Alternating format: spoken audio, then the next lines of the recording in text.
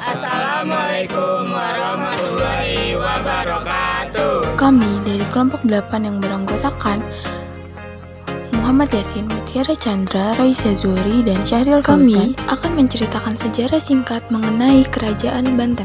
Simak terus video kami ya. Adapun topik pembahasan kita pada video ini di antara lainnya ialah 1. Letak geografis. 2. Tahun berdiri. 3. Raja-raja yang berkuasa. 4. Awal mula berdiri. 5. Masa kejayaan. 6. Keruntuhan. 7. Aspek kehidupan politik, ekonomi, sosial, budaya, dan terakhir peninggalan raja. Pembahasan pertama dimulai dari letak dan tahun berdiri Kerajaan Banten. Secara geografis, Kerajaan Banten terletak di wilayah barat Pulau Jawa. Wilayah ini sekarang merupakan bagian dari Provinsi Banten. Sebagian besar wilayah Kerajaan Banten terdiri dari dataran rendah dengan beberapa pegunungan di bagian dalamnya. Wilayah pesisir Kerajaan Banten memiliki garis pantai yang panjang menghadap ke Samudra Hindia. Tahun berdiri Kerajaan Banten dimulai sejak masa pemerintahan Sultan Maulana Hasanuddin, yaitu pada tahun 1526 hingga masa pemerintahan Sultan Muhammad Syafiuddin di tahun 1816. Selanjutnya, raja-raja yang berkuasa pada Kerajaan Banten. 1. Sultan Maulana Hasanuddin. 2. Sultan Ageng Tirtayasa. 3. Sultan Muhammad Saifuddin. Terdapat Sultan Maulana Hasanuddin yang pertama kali menjabat sebagai Raja Kerajaan Banten. Sultan Ageng Tirtayasa merupakan raja yang berhasil membawa Kerajaan Banten pada masa kejayaan. Pada masa pemerintahan Sultan Maulana Saifuddin, Kerajaan Banten sudah mulai lemah, sehingga Sultan Saifuddin merupakan raja terakhir yang memerintah Kerajaan Banten sebelum benar-benar runtuh. Pada pembahasan selanjutnya, kita akan membahas mengenai awal mula berdiri, masa kejayaan, dan keruntuhan Kerajaan Banten. Awal mula berdiri Kerajaan Banten. Pada tahun 1525 sampai 1526, Sunan Gunung Jati berhasil menguasai Banten dengan bantuan pasukan Cirebon dan Demak. Sunan Gunung Jati kemudian mendirikan Kesultanan Banten sebagai kadipaten di bawah Kesultanan Cirebon. Namun, Sunan Gunung Jati tidak pernah bertindak sebagai raja. Ia mengangkat putranya, Sultan Maulana Hasanuddin, sebagai raja pertama Kesultanan Banten pada tahun 1552 Masehi. Kerajaan Banten berhasil mencapai puncak kejayaan pada masa pemerintahan Sultan Ageng Tirtayasa yang berkuasa pada 1651 sampai dengan 1683 Masehi. Selama periode ini, Kerajaan Banten mencapai puncak kemakmuran di wilayah barat Pulau Jawa. Kerajaan ini juga menjadi salah satu pusat perdagangan rempah-rempah yang penting di Asia Tenggara. Lokasi Banten yang menghadap Selat Sunda dimanfaatkan dengan sangat baik. Ini menjadikan Banten sebagai salah satu pelabuhan terbesar di wilayah tersebut sehingga menghasilkan pendapatan besar dari perdagangan internasional. Sultan Ageng Tirtayasa berhasil memajukan kekuatan politik dan angkatan perang Banten untuk melawan VOC yang ingin menguasai perdagangan rempah-rempah di Nusantara. Ia juga membangun benteng-benteng pertahanan di sepanjang pantai Banten dan memperbaiki infrastruktur kota. Sultan Ageng Tirtayasa juga mengembangkan kebudayaan dan pendidikan Islam di Banten. Ia mendirikan pesantren-pesantren dan masjid-masjid besar seperti Masjid Agung Banten. Ia juga mendukung perkembangan sastra dan seni Islam seperti syair, hikayat, wayang kulit, dan gamelan. Ia juga mengirim utusan-utusan ke Mekah untuk menjalin hubungan dengan dunia Islam. Alasan keruntuhan Kerajaan Banten dimulai dari konflik internal antara Sultan Ageng Tirtayasa dengan putranya Sultan Haji. Sultan Haji tidak setuju dengan kebijakan ayahnya yang anti Belanda dan ingin berdamai dengan VOC. Konflik antara ayah dan anak ini dimanfaatkan oleh VOC untuk mengadu domba dan melemahkan kerajaan Banten. VOC mendukung Sultan Haji dengan memberikan bantuan senjata dan pasukan. Akhirnya, pada tahun 1683, Sultan Ageng Tirtayasa dikalahkan dan ditangkap oleh VOC. Ia meninggal dalam tahanan pada tahun 1692. Sultan Haji kemudian menjadi raja boneka yang tunduk pada VOC. Ia menyerahkan monopoli perdagangan rempah-rempah, garam, dan lada kepada VOC. Ia juga menyerahkan sebagian besar wilayah kekuasaan kepada VOC. Ia meninggal pada tahun 1690 dan digantikan oleh putranya Sultan Zainul Abidin.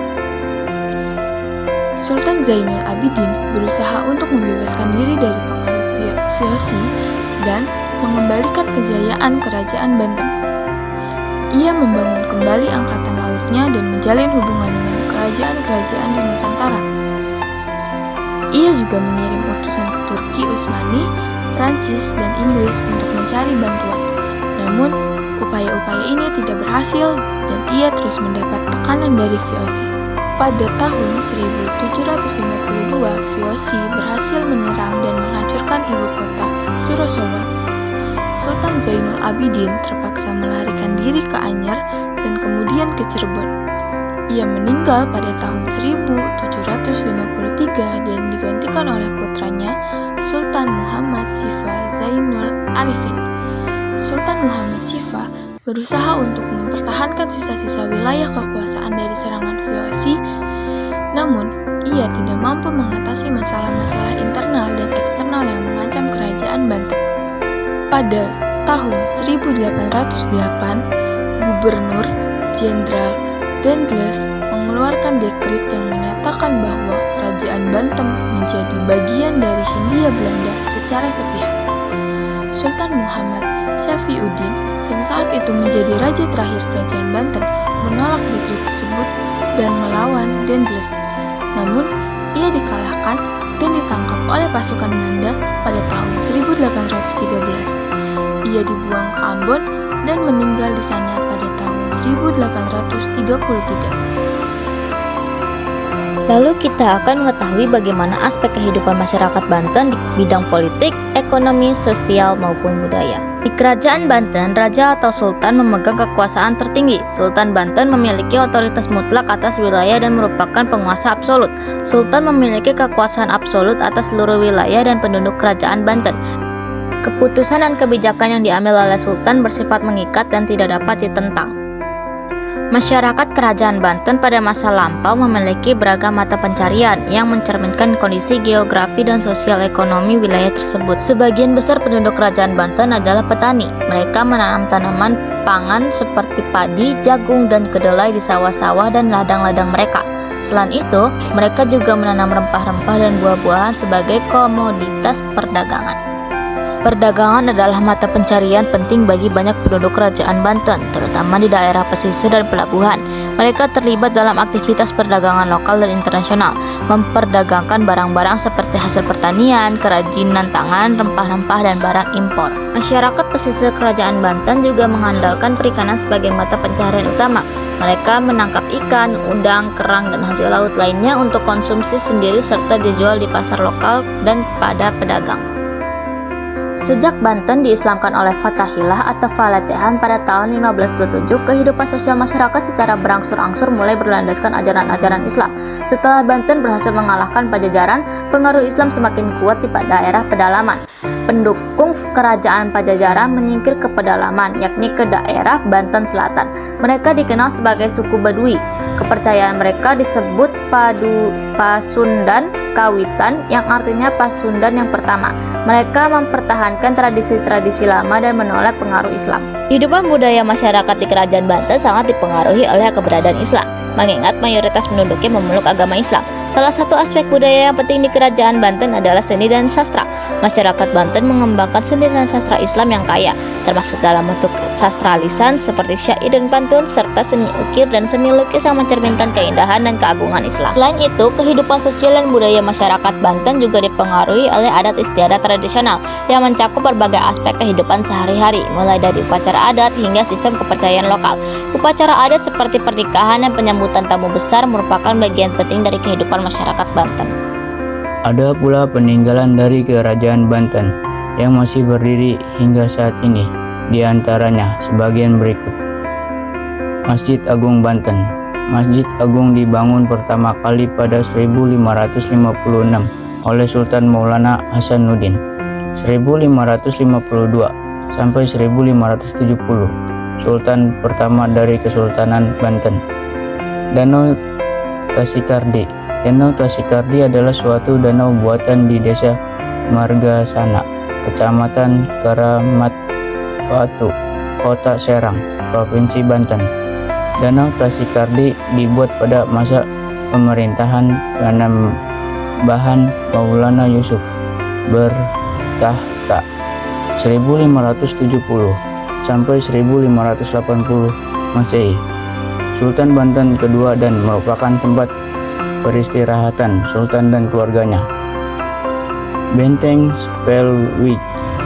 Benteng Spelwick didirikan pada abad ke-17, lebih tepatnya ketika Abu Nars Abdul Qohar atau Sultan Haji 1672 sampai 1684 berkuasa di Banten.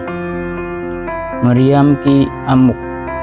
Meriam Ki Amuk adalah sebuah meriam kuno milik Kesultanan Banten yang sangat ini berada di depan Masjid Agung Banten, Provinsi Banten.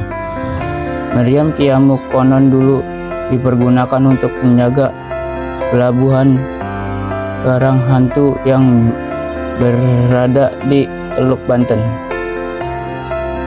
Keraton Surosowan. Keraton Surosowan adalah sebuah keraton di Banten. Keraton ini pertama dibangun sekitar tahun 1526 pada masa pemerintahan Maulana Hasanuddin, yang kemudian dikenal sebagai pendiri dari Kesultanan Banten. Keraton Kaibon dibangun untuk Ibu Sultan Syafiuddin, Ratu Aisyah yang pada saat itu berkedudukan sebagai Sultan ke-21 Kerajaan Banten.